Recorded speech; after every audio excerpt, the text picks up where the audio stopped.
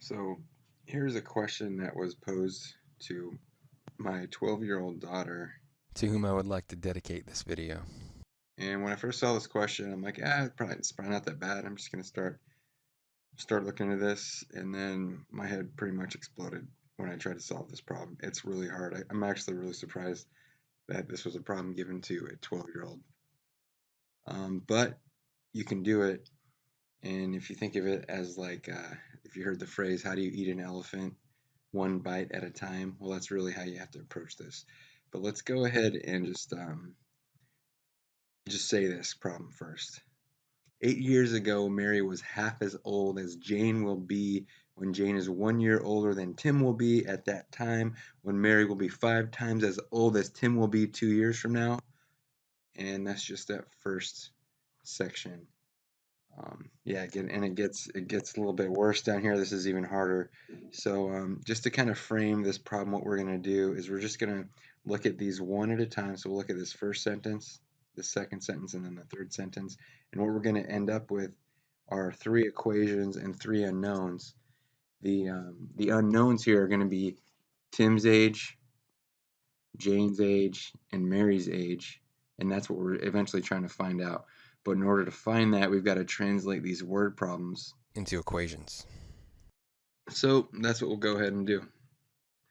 And start off, we're just going to look at this first problem up here, this first sentence. And if you try to approach this from the top and you go from left to right as you read it, your head's pretty much going to explode. At least that's what happened to me. It's really hard to look at it that way. The best way to eat this elephant one bite at a time is to go from right to left. Start at the bottom and work your way up. It just makes it a bit easier. So let's do that. Let's first look at this last portion here shown in red. As old as Tim will be 2 years from now. Well, before we start into this, we have to define some variables here. So let's start off with T and say T is going to be Tim's current age. So if T is Tim's current age, then as old as Tim will be 2 years from now up here is just going to be Tim's current age plus 2. So Tim age 2 years from now is going to be Tim's current age plus 2. So now we've sort of translated this sentence here, or this portion of the sentence, into this equation down here. And so we can go ahead and replace this section up here, which we'll go ahead and delete, and replace that with T plus 2. Okay, so you see we're going to keep doing this. We're going to keep simplifying this sentence into an equation until this whole sentence just becomes replaced with one big equation. Okay, so next step we're gonna look at 5 times as old as T plus 2. So we're just taking this the next bite here, 5 times as old as T plus 2. Well, that's not too complicated. We're just gonna take this T plus 2 and multiply it by 5. So that whole sentence here is just gonna equal 5 times T plus 2 in parentheses. So again, we're going to delete that portion and move this on up, and we're making progress. So let's keep it going. Next section we'll look at is maybe this one gets a little bit harder to comprehend. When Mary will be 5 times T plus 2. So we got to introduce a new variable here, Mary's current age, which is M. And now we're looking at that time. So this is where you got to think through this a little bit. So we're looking at that time. So that time is we're gonna call it a time difference. X is that time, and it just basically means the time difference between the current time and whatever time that time is. So X is going to be that time. It's a time difference between whatever that time was and the current time. So X is that time. So we're saying at that time when Mary will be 5 times T plus 2 is M plus X. So M plus that current time, that time difference X that we find is going to equal 5 times t plus 2. So what we can do here is simplify this, and we want to solve for x because we want to find, we're looking for that time, at that time. That's really what we're looking for. We're looking for this x value that time. So now that we've made an equation with x, we can go ahead and solve for it, and we're just going to subtract m from both sides of this equation, which is a legitimate move. And we're just going to cross out these two m's because you just have m minus m, so those disappear and go away. And now we're left with an equation for x, or that time that we were looking for up here. And it's going to be 5 times quantity t plus 2 minus m. So let's go ahead and replace that with this one. If that didn't quite make sense to you, you may pick it up as we keep going through. But just so you know, we're going to hit that again, especially in the third paragraph. It gets, you hit a lot of those. Okay, so next step is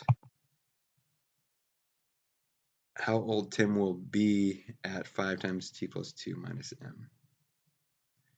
So that's easy. That's Tim's current. We just take Tim's current age, and we add this time difference here. This that time, which is our x value. We just add this to Tim's current age, and that's how old he'll be. He'll be his current age plus whatever that time difference was.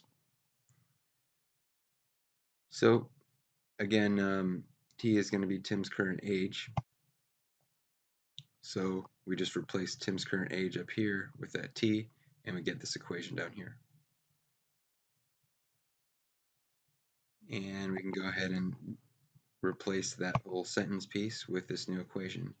And we could simplify this a bit, but we're just going to go ahead and leave it like that for now. Okay, next piece. We're going to look at how old Jane will be when Jane is 1 year older than that. So this is kind of a complicated way. That whole sentence, it sounds like there's a lot going on, but there's really not. We're just saying how old Jane will be when she's 1 year older than this. So when she's 1 year older than that, She will just be 1 year older than this quantity here. So all this is really saying, and it's saying it in a complicated way, is just taking this time here and just adding 1 to it. So J is going to be Jane's current age, and we actually don't even need that in this case because it doesn't really matter what her current age is. We're just saying when she's 1 year older than this, and that's the time we're looking for. So, but we'll use this J later, so we'll go ahead and introduce it. But this total time is just going to be 1 plus this other quantity. So we can go ahead and get rid of that and move that quantity up here. Again, we could simplify it, but for now we're just going to leave it like that. Getting close here.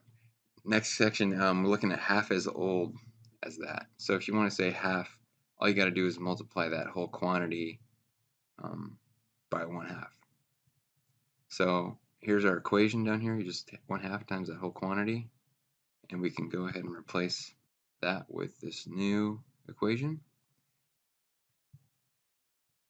And finally, we have an equality because now we have 8 years ago, Mary was this age.